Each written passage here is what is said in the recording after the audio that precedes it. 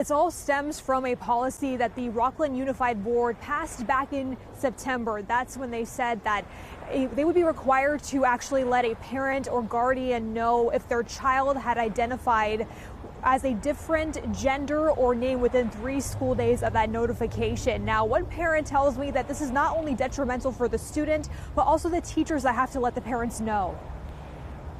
We were really disheartened, really confused. A mixture of emotions from parents like Price Johnson since that night in September. That's when 4 of 5 Rockland Unified School District board members passed a policy requiring parents to be told within 3 school days if their child identified as a gender or name differing to what they were assigned at birth. Any policy that would single them out or put them in a position where they have to out themselves, it hurts. It's why someone complained to the California Department of Education the very next day. The CDE found merit in the complaint. They conclude in this report they just released that the board's decision fails to comply with Education Code 220 of state law, which prohibits discrimination.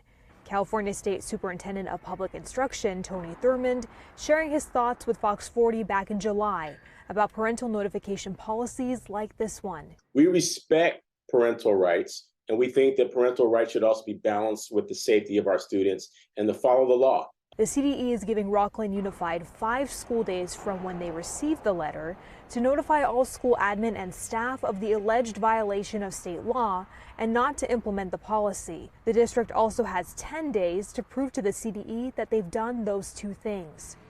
This is no longer the responsibility of the Rockland community or its educators to explain, why this is such a distraction from learning or a priority for our budget or worth putting our teachers in liability. This really is now on those 4 of 5 board members. The school district tells Fox 40 that the CDE contacted them on February 1st and that they're currently reviewing the report. The district goes on to say, per our standard practice and in compliance with the law, RUSD has not asked teachers and counselors to implement the revised regulations until the required negotiations on the effects of the changes on working conditions have been completed, end quote. While time is ticking for the district to address the Department of Education's letter, they also face a lawsuit. The Rockland Teachers Association says their first formal hearing with the Public Employment Relations Board about this policy is only a week away. This is a battle that this 4 out of 5 board members sought out.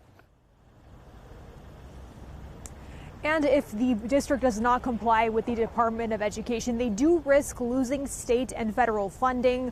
Also, we did reach out to all 5 of the board members, but none of them got back to us by news time.